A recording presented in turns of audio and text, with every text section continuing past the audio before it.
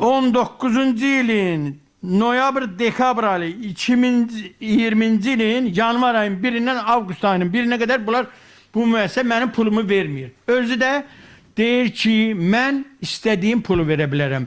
Dövlətin, prezidentin imzaladığı sərəncam fərmanlar mənə aid deyil.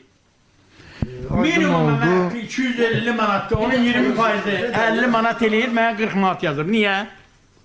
Bunu desin də bu kişi. Bu ödənişin adı nədir? Bax, zərərli iş sayəsinə görə nədir bunun adı? Rəsmi sizdən nə gedir? Hardasa xəsarət alırlar, üzr bir dəqiqə.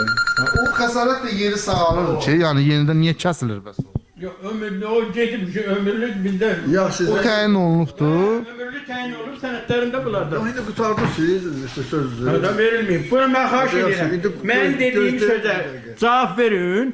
Bu aydan bu aya qədər niyə verilməyib? Ya vermişsiniz, nöş verməmişsiniz, nöş vermişsiniz. 3 gün müddətdə o sizə cavab veriləcək, təkrar cavab verəcək sizə. Verilib cavab verilir. Yox, verilməyib. Mən heç verilməyib.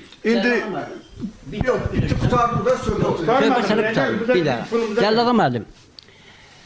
Bizdə siz gözəl qanunu bilirsiniz. Mən bilirəm ki, siz bunu məndən gizləsəniz də, mən hər şeyi araşdırmadan, mən prezidentin sadiq əskəriyəm. Mənim gözümdən heç nə qaça bilməz. Onda qaçarsa pis əskərəm. Deməli, mən bilirəm ki, sizin işinizə müdaxilələr olur. Siz gözəl insansınız. Siz hər şey eləmək istəyirsiniz. Ancaq sizə imkan vermirlər. Və eyni zamanda siz istərdiniz, istəməzdiniz ki, bizi əzab çəkək. Mən bunu bilirəm. Ancaq hansı ki, bu işə müdaxilə eləyənlər kimlərdirsə, ancaq onu istəyirəm ki, mən tapılsın. O tapılsın. Aydın oldu, hörmətli izləyicilər. Biz bax, adını qeyd edilən Qafar və Əbdülkərim adlı işçilərin onlara verilməli olan zərərli iş sayəsine görə, iş zamanı, istehsalatda aldıqları xəsarətə görə aylıq müavinətinin verilməməzliyinə görə müəssisə rəhbərliyi Cəllağa müəllimin fikirlərini öyrəndik.